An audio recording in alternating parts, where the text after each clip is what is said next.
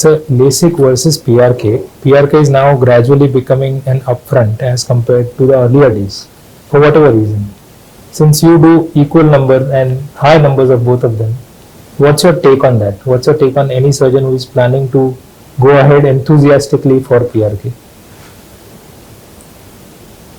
So first I can give a background that I started doing refractive surgery with the excimer laser in 1990 when there was no microkeratome. So at that time also large, not very large numbers, but in hundreds of PRKs. The only difference was no mitomycin. Today I find a huge resurgence of PRK, and what is giving confidence to the doctor seems to be that I put mitomycin. There's a very interesting anecdote about PRK. Theo Seiler, one of the famous European ophthalmologists, and he says we started doing PRK in Europe. FDA, US FDA doesn't allow till the end, so the work comes from Europe. And he says in PRK we notice scarring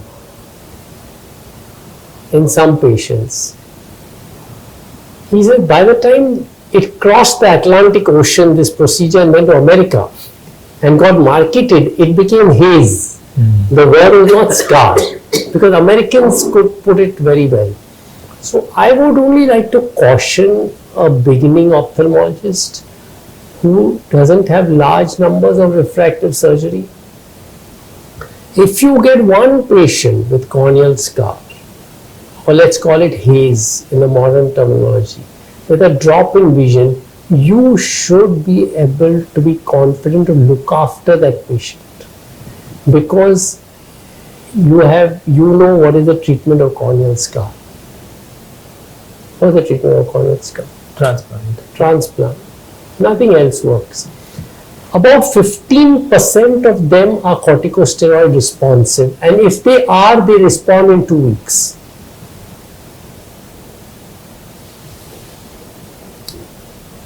So I don't know why PRK has suddenly come back in fashion.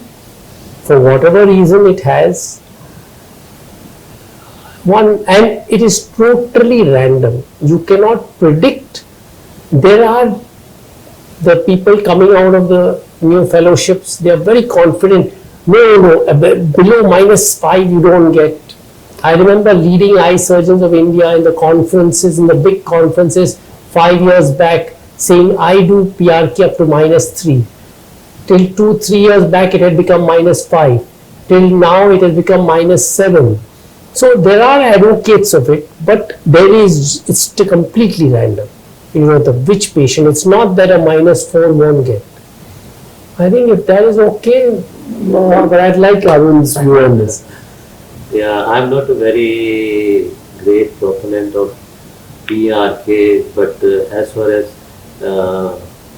this surgery is concerned, like enough reports are there in literature also, like if the corneal thickness is up to 500, you can safely go on to do a LASIK, or many people push it to 480 micron also, and if it's less than 500 or 480 and in between 450 and 480 or 500, one should, if at all, do a corneal refractive surgery. It should be a PRK, but doing a PRK or LASIK doesn't decrease the complication rate. In fact, in PRK, patient is quite discomfortful for initial 1 week till the time.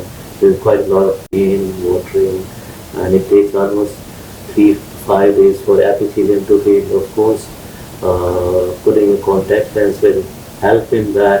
But even take, as Shashi was saying, difference between PRK or LASIK will be if I'm doing a lepto-LASIK or thin flat LASIK, which is a 90 micron flat. Out of that 50 micron is epithelium, and the 10 to 20 micron is Bowman, and stoma is only maybe 30-40. So, and we are sacrificing the toughest layer of the cornea, which is Bowman. So give and take it just 30-40 microns, and it doesn't reduce the risk of post-LASIK ectasia. Of course, it has special indication like in people who are in contact sports who doesn't want flap-related problems like basketball players or wrestlers like that. In those cases, there are special indication, and of course nowadays Smile has come, which is also sort of flap testing. This is my next question for you. Smile versus femto LASIK versus the blade LASIK. Your take, your favorite? So I don't have a Smile, only today it has been installed in our institute. So from next week onwards, we will start doing it. But again, compared to the LASIK, of course, the side effects like dry eye are much less with the Smile, because we are not cutting the whole of the corneal, only a 2 millimeter incision is there. And of course, the other advantage is the biomechanical sort of integrity or stability of the cornea is more, and again the flap related problems are not there. And if we compare LASIK with femto-LASIK flap, in that case the difference is with the blade flap you get a meniscus flap, but with the femto laser you get a planar flap. And most, as you know, in the peripheral 2 millimeter of the cornea, the corneal fibers are not perpendicular to each other, they are crisscross, which is mainly responsible for the biomechanical integrity of the cornea. And in blade flap, that meniscus is thicker in the periphery. So many people believe that you are weakening the biomechanical stability of cornea much more with the blade flap rather than a femtosecond flap, which is much more planar. You are not cutting deep into the peripheral part of the cornea. But only a very huge number of cases randomized into 2 studies, because as such the rate of post-LASIK ectasia is quite low. So we don't really know which one is this thing. So I would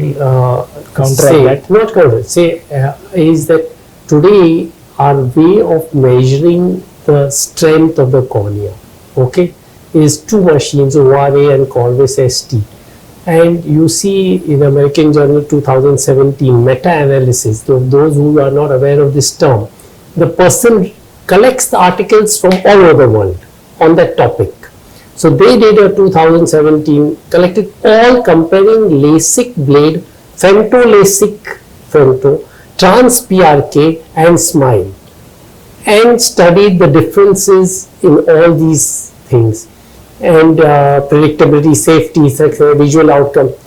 There is the study is comparing with, so even the strength they are unable to find. Now even Arun, the original statement made that the LASIK flap doesn't contribute to the strength, and was made by one person, John Marshall, and whatever technique he used to find that the strength is less. Today, after 25 years, the way to measure strength might be better. And those machines have found no difference in strength in PRK, LASIK, femto-LASIK and Smile. So either the technologies are improved, or we are somewhere where the strength is probably not a big factor. And as he said, PRK, you cut the strongest women's, destroyed completely. And how can you say it is stronger? And everybody is stronger. We can't show it stronger. Can't prove it. Even there is no technology. We are only believing the one technology, which we don't know why we are believing that technology, and not believing Corvus or. So this whole business of thing is. Recently, new papers are coming with new technology of Brillon spectral microscopy, because most of the paper, as Shashi said, they don't find any difference with the Corvus and other things. Because Brillon, this spectral microscopy tells us the biomechanical strength of the cornea in much better way as compared to these previous machines like Corvus or Aura, etc. So maybe future will tell. The last issue of even refractive surgery, there are 3-4 people on big on microscopy only. I have not gone through the articles.